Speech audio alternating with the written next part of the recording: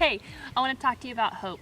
Listen to this. It's in Romans 15, verse 13, and it says, "And the God of hope might fill you with every joy and peace when you believe, for you to abound in the hope by power of the Holy Spirit." So, God's heart for us is, number one, He is the God of hope.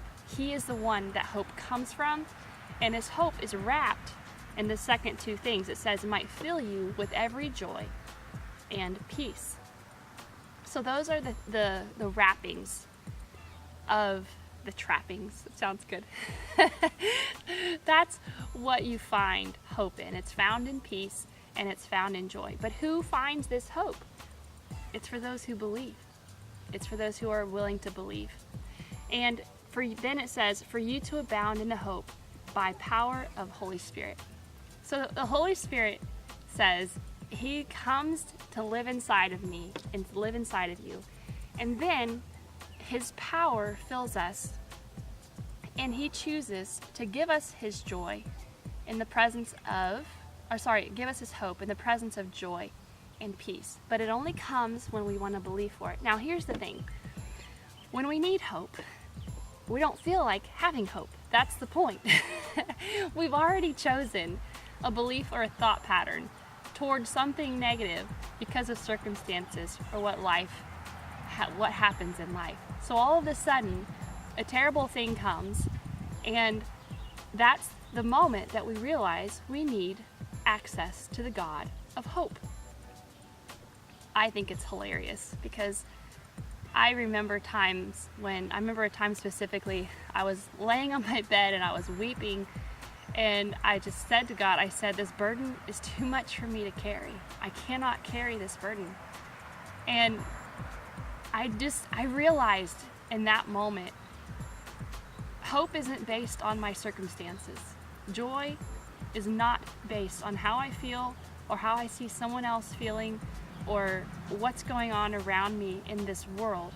My hope is based on knowing the God of hope.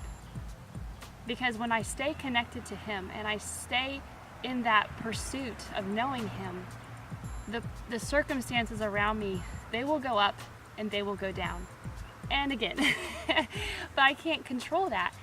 And for years, I looked for hope in what was going on, and I have been a roller coaster. Anybody who's been around me would say, "Wow, she's really up for what's going on with Sam today?"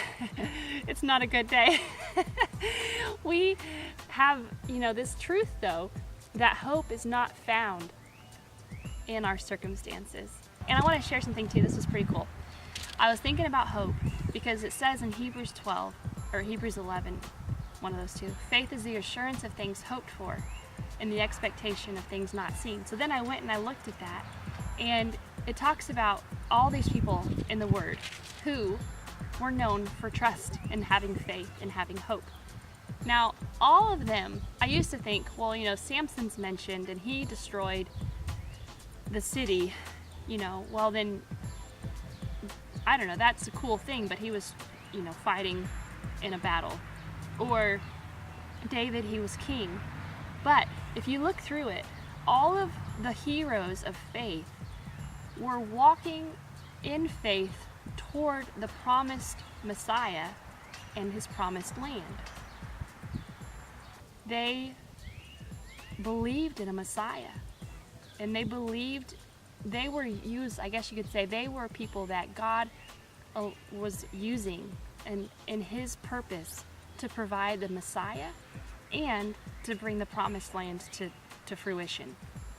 And all that is to show us that those things are ours for today, that we have a Messiah and that we have a promised land. We are not obviously in heaven right now, but He brought heaven to earth by choosing to live in us, which is wonderful. So anyway, I think hope is a huge part of that because they were hoping in the God of hope for those promises. All those people that were mentioned in the heroes of faith, they were heroes because they hoped in Him. Because they didn't even get to actually see those things worked out, a lot of them. But they believed in the God of hope. So Hey, thanks so much for joining me. This is Sammy E, and I'll see you next time. Bye-bye.